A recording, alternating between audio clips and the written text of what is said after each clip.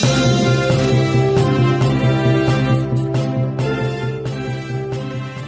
عليكم ورحمة الله تعالى وبركاته.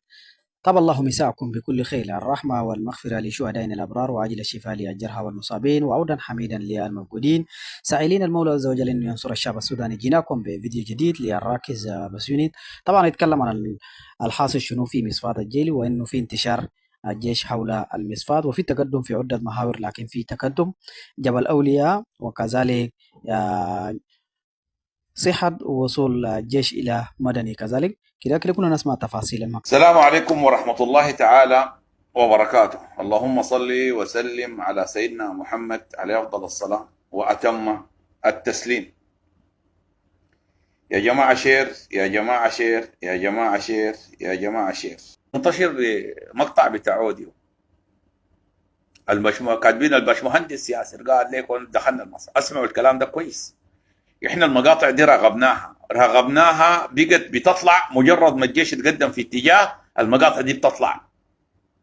معناتها المقاطع دي تحذيريه للجنجويد اكتر مما هي زول ناقل لك فرحه. اسمع كلامي ده كويس عشان تاني ما تشيل لك مقطع تلف بيه تدور بيه. انت بتساعد انه الجنجويد يعرف انه المصفى الان في جيش هاجم عليها.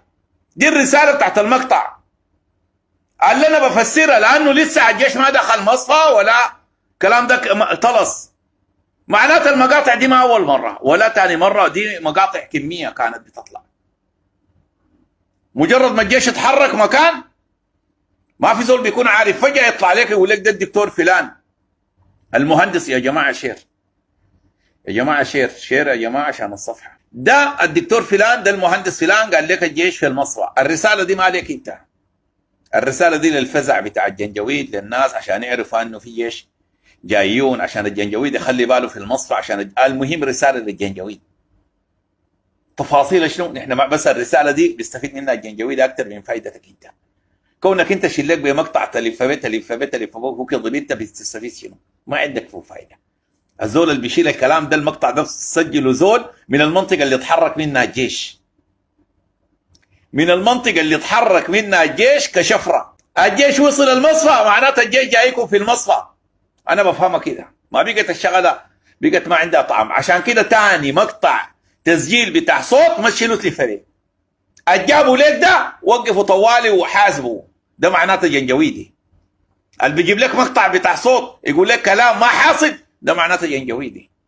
معناته داري مرر رساله مستعجله. دي كل المعلومه اللي انا بكون طلعتها من الرساله الصوتيه دي. لكن قصه جيش دخل وقصه جيش ما دخل لسه عشان الناس يا جماعه تاني ما تشير. الجروبات تمنع اي رساله مجهوله الا تعرف ذولا، ده فلان سجلها، ده فلان بتعرفوه. رساله مجهوله الهويه ما تنشروها، بتساعدوا الجنجويد. رساله مجهوله الهويه مجهوله المصدر ما تنشروها. احمي جيشك، احمي جنودك. لما تنشر كلام طلع زي ده انت بتساعد انه يعملوا الكمين لجيشك. في ناس شفراتهم كده ما بيقدر يوصل المعلومه ولا بيقدر يتواصل مع الجنجويد، واحتمال ما يقدر عنه، احتمال مراقب، احتمال لاي سبب ما معروف السبب شو. احتمال ما يقدر يتواصل معهم مباشره، احتمال ما يقدر لحاجات هم بيعرفوها، احتمال تلفونه، احتمال جزء هو ذاته جوا، احتمال مراقب، احتمال حاجات كثيره. فالطريقه دي اسرع بكثير من اي حاجه، لانها دي انتشرت انتشار ما طبيعي.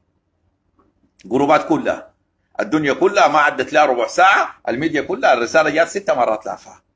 يجيبها لك ده بهنا، يجيبها في جروب بهنا، ده يجيبها بهنا، ده يجيبها بهنا، مبالغه. معناتها الرساله حقته وصلت، وانا في ضرب هناك ثقيل جدا جدا قدام المصنع. الان مدور مدفعيه، مدور اي حاجه، لكن حصل تنبيه لهم. احتمال احنا ما كنا عارفين ذاته في جيش ماشي هناك، ولا في زول كان عارف في جيش ماشي، ولا في بني ادم كان عارف في جيش متقدم. يا جماعه قدر ما تقدروا المشاركات، لانه البلاغات بتقفل الصفحه. البلاغات بتقفل الصفحه، قدر ما تقدر مشاركات، قدر ما تقدر مشاركات، لانه البلاغات بتقفل الصفحه. لما يكون الشير ضعيف والبلاغات كثيره الصفحه بتنقفل، والله بيقطع. عشان كده اي رساله ثانيه مجهوله الهويه اتفقنا ثاني ما نشيرها.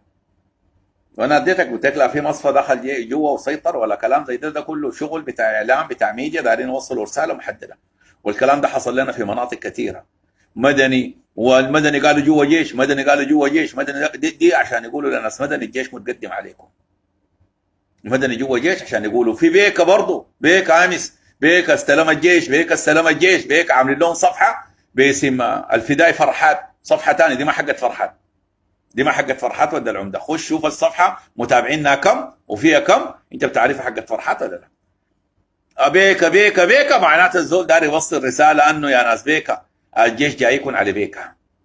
الجيش جايكم على بيكا، عشان كده نحن فهمنا الرساله الصوتيه، فهمنا المغزى حقها، ثاني ما نتداولها. اول ما كنا عارفين معذورين، ما كان عندنا علم بها معذورين، لكن ثاني رساله ما عندك بها علاقه، ما يجي عليك الخبر يطلع الناطق الرسمي والله تلقى في صفحه من الناس اللي انت بتثق فيهم ما عندك علاقه. رساله مجهوله الهويه من صوت ما بتعرفه ما عندك بها علاقه، لا تشيرها وتموت عندك. تموت عندك. رساله تموت عندك في مكانك، لا تتقدم ولا خطوه. لا تتقدم ولا خطوه. في بشريات جايه، في بشريات جايه. في شغل الان في شغل كثير جدا. في شغل بيفرح وبإذن الله تعالى يتم بإذن الله تعالى يتم.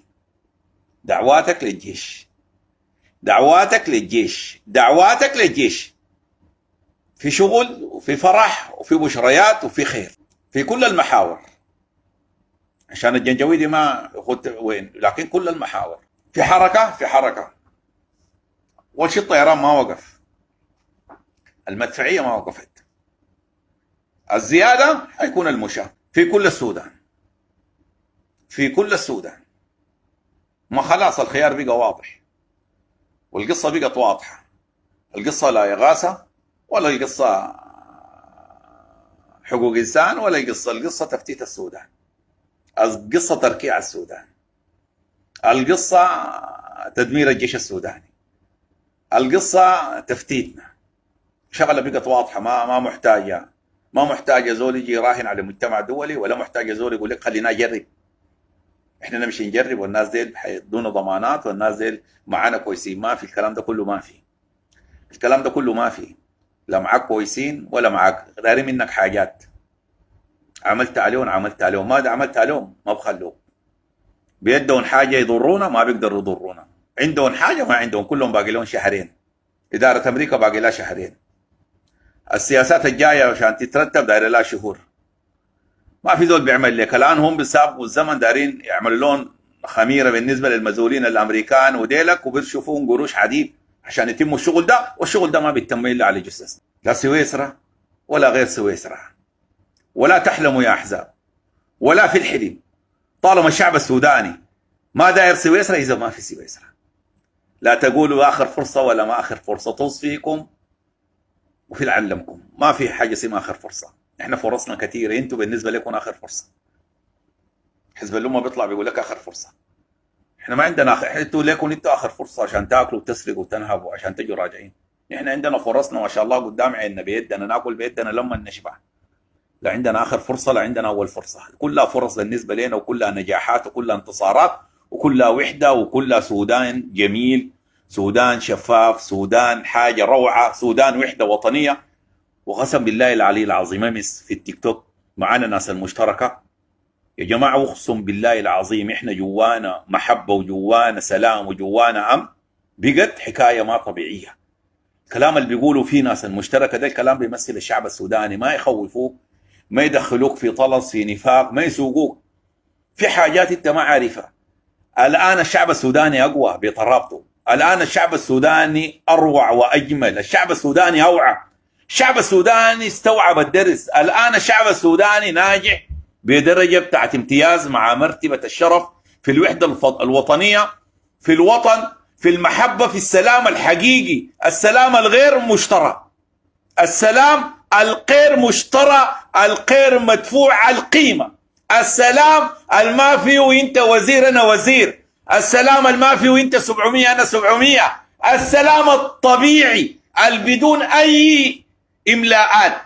كلنا شعب واحد، شرقا غربا شمالا جنوبا وسطا، بنتنفس حاجه اسمها وطن، حاجه اسمها جيش. التحيه المشتركه ما شاء الله تبارك الله شغاله في الشجر الكبار، ما خلت لها شجره كبيره، ما خلت لها شجره كبيره، باقي لها كلها 3 شجرات، شجره مكرمشه وشجره ذاتها مبتوره، قالوا رجيله مبتوره، وشجرتين. دل الباقيات ليها تاني ما في. قيادات الجنجويد ما في، باقي الحليوه عمر جبريل وذاته بقى محليوه، الان بقى محليوه، زمانك الحليوه الان بقى محليوه، الان ذاته عمر جبريل في توله، نصه مجنون ونصه عاقل، ولسه بعد ما يحصل له الضوط حيجي انفرد مره، حيبقى بقال عاد رسمي شعبي، حيترخص بقال، حيترخص بقال موديل السنه، موديل السنه. جوفاني شتت ومشى اهله وقاعد في الجنينه قريب لاهله. في منو تاني؟ في منو عبد الرحيم دقلو، والله عبد الرحيم دقلو ما يغد له غافله بتاع الدجاج، يكاك يكاك كاك ما يقدر يقوده. في منو تاني الدعم السريع؟ في منو عندهم؟ ما عندهم حاجه. حتى القوة الصلبة والغير صلبة والقوة الحبة والقوة البسيطة والقوة بالمواطن اندمرت.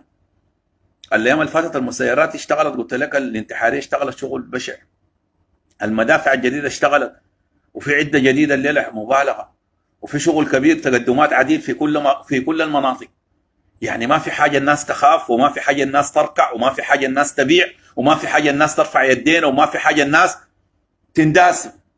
خلاص احنا خضنا المعركة عشان كرامة، نطلع من المعركة دي بكرامة، احنا انتصرنا. نطلع بدون كرامة وحتى لو احنا ما انتصرنا.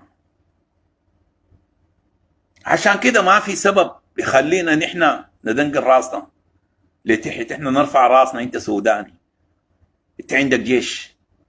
المؤامرة اللي كانت حاصلة في السودان وحصلت في كل الدول مرت فيهم كلهم، مرت في الدول، اي دولة لفت فيها المؤامرة مرت فيها الا الشعب السوداني. كل الدول اللي حصل فيها المؤامرة مرت فيهم عادي الا الشعب السوداني. الشعب السوداني اختار صح، وقف مع جيشه، عشان كده تكسرت المؤامرة.